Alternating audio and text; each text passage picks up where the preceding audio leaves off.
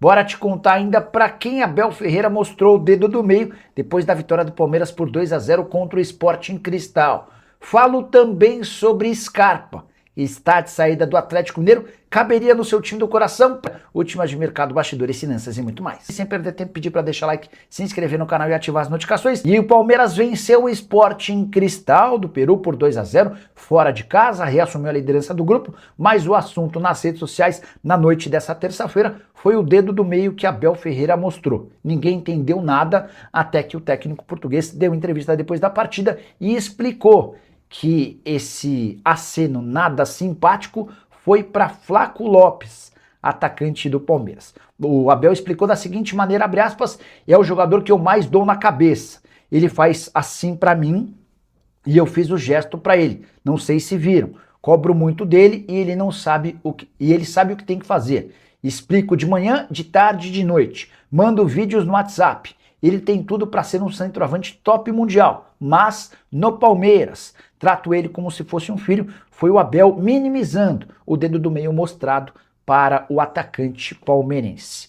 Por falar no Flaco, registrar que ele marcou seu gol de número 70 com a camisa do Palmeiras, tornando-se assim o 34º maior artilheiro da história do clube, empatado em gols com Ney e Rony.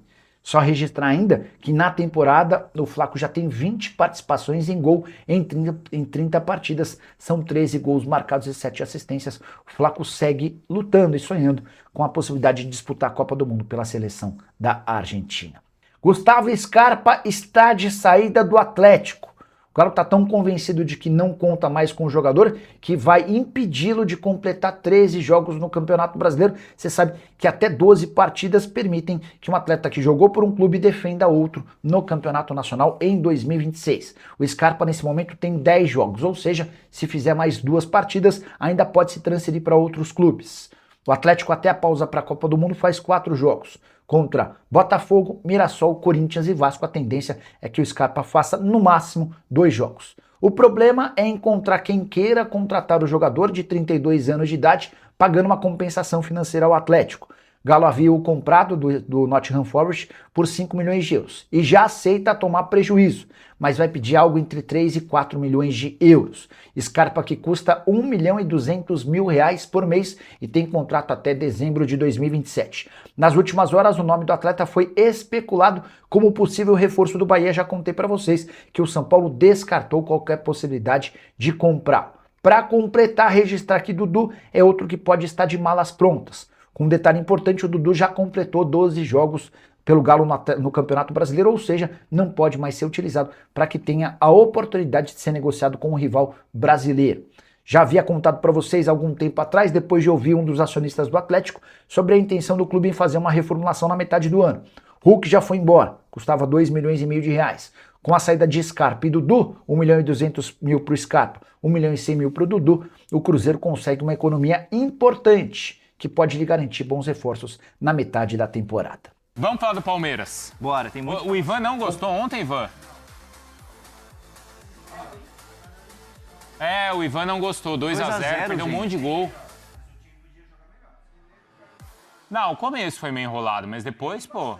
Gente, Palmeiras venceu por 2-0, o placar tá ok, um time já jogando fora. Não, e perdeu um monte de gol. Perdeu o gol. O Arias perdeu, o Andréas perdeu. O Palmeiras dá show quando joga? O Palmeiras não dá show, mas é aquele futebol que ele entrega resultado. Pronto. Precisa de mais isso? Alguém mandou aqui, ó, quando foi a última derrota? A última derrota foi a pro Vasco. Que foi em São Januário. Fora de casa? Foi logo depois do Paulista, não lembro a data. Mas foi em março ali, em fevereiro, março, uma coisa do tipo. Foi a estreia do Renato. São quase 3 meses sem perder. Dos últimos 24 jogos, só uma derrota. Olha isso. E tá reclamando ainda. E 19 vitórias. Eu entendo que a torcida do Palmeiras quer um futebol mais vistoso, quer um futebol mais bonito, mas esse não é o estilo desse Palmeiras. Ele entrega resultado. E tá reclamando ainda? A gente vai ouvir o Abel falando do calendário, mas antes, Bruno Andrade, como é que foi a história ali do Abel com o Flaco, hein? O Abel brincou com o Flaco, tava bravo. Tem a imagem aí? Vamos ver.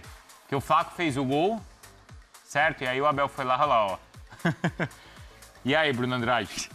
Não podia, né, também, E aí, durante um bom tempo, não podia, é mal. Mas durante muito tempo, até porque a gente não tinha o outro lado da imagem, se isso era pro Flaco, se isso era pra arbitragem, se isso era para outro jogador, para adversário, E o Abel depois desmistificou isso na coletiva, na conferência, dizendo que foi pro Flaco. E claro que depois isso ele coloca panos quentes, mas a gente tenta mergulhar nessa situação, nessa relação, para tentar entender como é a relação do Flaco Lopes com o Abel. E conversei com mais de uma pessoa pela manhã para tentar entender um pouco melhor como é que é a relação deles. Aliás, já são 5 anos, 5 temporadas de Flaco Lopes no Palmeiras e a relação é espetacular. O próprio Abel explicou isso ontem, que trata o Flaco de forma diferente. O Hernan mais cedo, assim que eu partilhei aquilo que eu tinha de informação, reforçou que a relação é de pai para filho, filho para pai. Eles se entendem bastante, se respeitam bastante. Depois, claro, a gente pode discutir se o gesto é o mais bonito, se é o exemplo perfeito que querem passar para casa, mas uma questão interna, bastidores, a relação é muito boa. Puxando um pouco mais para o passado, o Abel foi o maior entusiasta, dos principais entusiastas da contratação do Flaco Lopes quando ele deixa o Lanús. Ele tinha outras ofertas do futebol europeu, ofertas do futebol asiático. O Abel insistiu e o Palmeiras, através do Anderson Barros na altura, avançou com a contratação. Então, desde aquele momento, o Abel abraça e gosta do Flaco Lopes. Mesmo no momento de baixa, o Abel continua apostando no Flaco Lopes. Já com certa regularidade, e o Hernan fez questão de lembrar também, ele teve ali proposta de River Plate e Spartak de Moscou da Rússia. O Abel fez questão de chegar à diretoria para dizer que não queria a saída do Flaco e o Flaco não saiu. O Bocato, mais recentemente, Daniel Bocato, que trabalha com a gente no site da ESPN, reforçou que o Atlético de Madrid tem interesse na contratação do Flaco Lopes, o que faz sentido também. Não custa lembrar que o Barcelona tem interesse na contratação do Julián Álvares e abriria um espaço no ataque, e o Flaco Lopes é um dos nomes ali na lista de alvos do Atlético de Madrid. Então é um jogador que vem ganhando muito destaque, ainda precisa melhorar. O Abel Ferreira pega muito pesado, não só nos jogos, mas sobretudo nos treinos, em relação a posicionamento tático.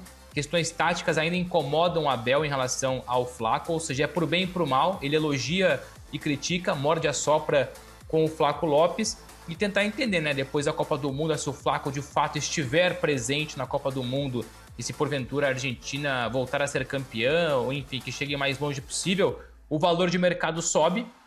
O Atlético de Madrid pode vir a ser mais, ou não o único interessado, mais propostas ou mais interessados devem chegar. A informação que eu tenho é que hoje, evidentemente que isso pode aumentar, pode melhorar, mas o Palmeiras internamente avalia o Flaco em pelo menos 40 milhões de euros.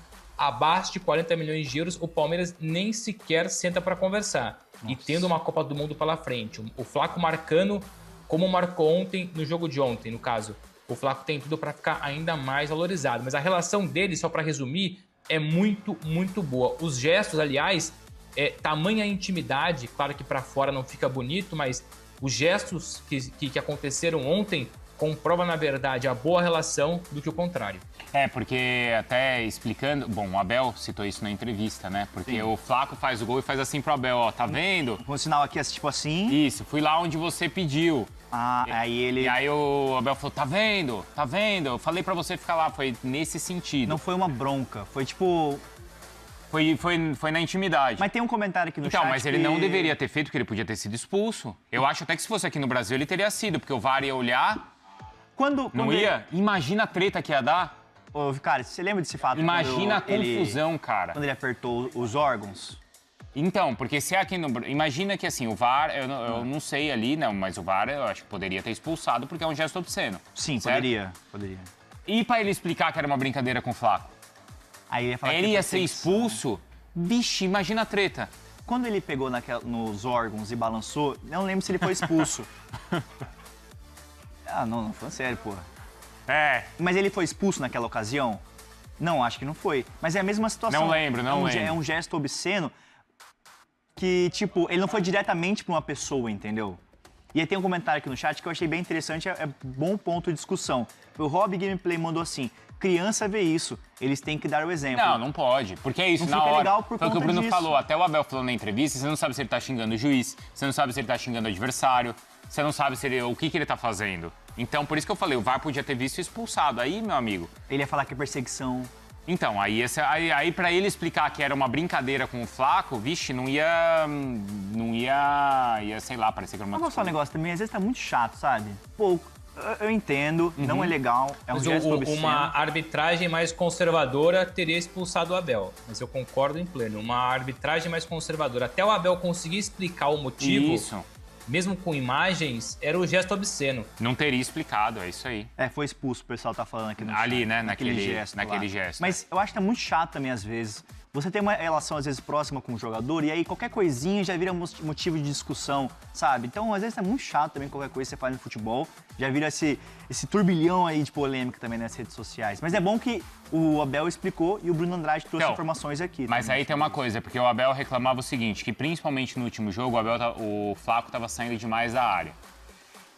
No último jogo contra o Santos, ele tirou um dos atacantes e até foi o Andrés que jogou mais avançado. Aí não funcionava mesmo. Porque uma coisa é o Flaco sair da área quando tem o Vitor Roque. O Palmeiras sente muito falta do Vitor Roque. O Flaco, ele visivelmente é carente do Vitor Roque. Entendi. Porque ele sai da área, prepara a jogada e não tem ali o centroavante. Ontem tinha o Sousa.